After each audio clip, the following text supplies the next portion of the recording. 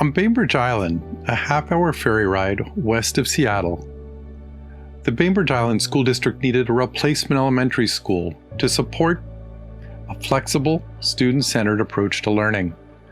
The south end of the island has a history in lumber, fishing, and agriculture on the historic lands of the Suquamish tribe. The project team responded to a challenge to create a school that connects to place and history while providing a flexible and future-forward framework for ever-changing patterns of learning. The island geology was sculpted from north to south by glaciers that had created a 14-foot ridge on this site, which inspired the circulation spine guiding students from the meadow, up the hill, and toward the forest beyond. The students arrive at a welcoming canopy to start that journey up the hill.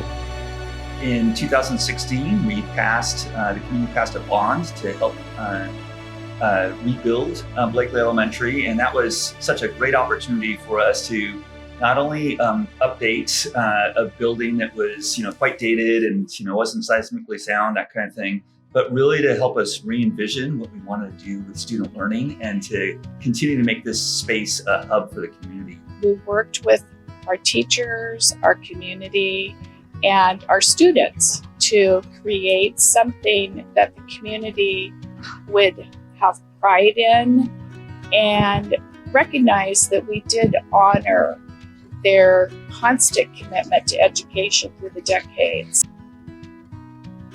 A teacher-engaged design process evolved a central spine for the building and an L-shaped learning cluster that optimized equitable access for the surrounding classrooms to a shared learning space, both indoors and outdoors. The spine and L's merge with the site, and a pathway evolves from meadow to forest.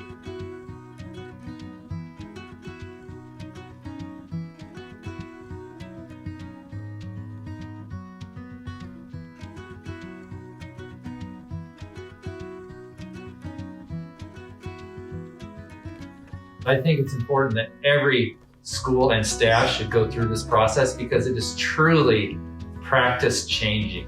They understood the magnitude of the decisions we make now and how they impact not the children we serve now, but the children we'll serve in the future. There's teaching that's taking place in every area of our school. And what I most appreciate when I come to the school is that it is being used continually and creative in different ways. It inspires a different way of teaching. My favorite place inside is the library. It's calm and nice.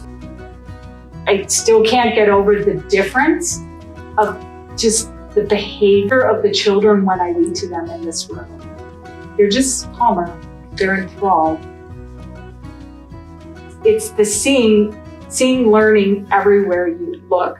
Out the windows, I can see grades K, 1, 2, 3, 4, the STEM room and the art lab, all from the windows in the library. Ultimately, we want children to feel a sense of control in their environment and that they're active players in this place. There was a great deal of time spent on flexibility. And the idea of flexibility being that we don't know what education is going to look like in 5 years, 10 years, 20 years, or 30 years. So how do we create spaces that allow educators that are shifting from a teacher-centric classroom to a student-centric classroom to support the needs of a changing child? We wanted students to see other students actively engaged in learning. We wanted students to be able to look outside and see the outdoors and see kids playing. We wanted all of that to happen in a natural way, not a forced way, but a natural way where it just is something that evolved throughout the course of the day or the course of a school year. The primary design inspiration are the trees and forests surrounding the site. The trees are present in the architectural structure, the facade texture, and even the abstracted tree ring geometries of the guardrails. It is a place where children can touch, feel, and sense the different parts of the building, from the sculpted column bases at the outdoor play canopy to the tree columns that define the main circulation spine of the school. The size, shape, and texture make a more tactile environment that connects with the multiple senses of a child's world. Moving through the building, it changes constantly, from the cast shadow pattern of the stair rails to the color of sunlight on the tree columns. These traces of sunlight mark the passage through the landscape and the passage through time. We wanted a school that from the moment you stepped on our campus, you were engaged, you were interacting, you had an opportunity to gather, you had an opportunity to socialize, to be part of a neighborhood. We really wanted it to be visually representative of the history here on Bainbridge Island. We take pride in our students, we take pride in our schools and our public spaces. So it's really, I would call it a beacon of hope, a beacon of pride for the entire community.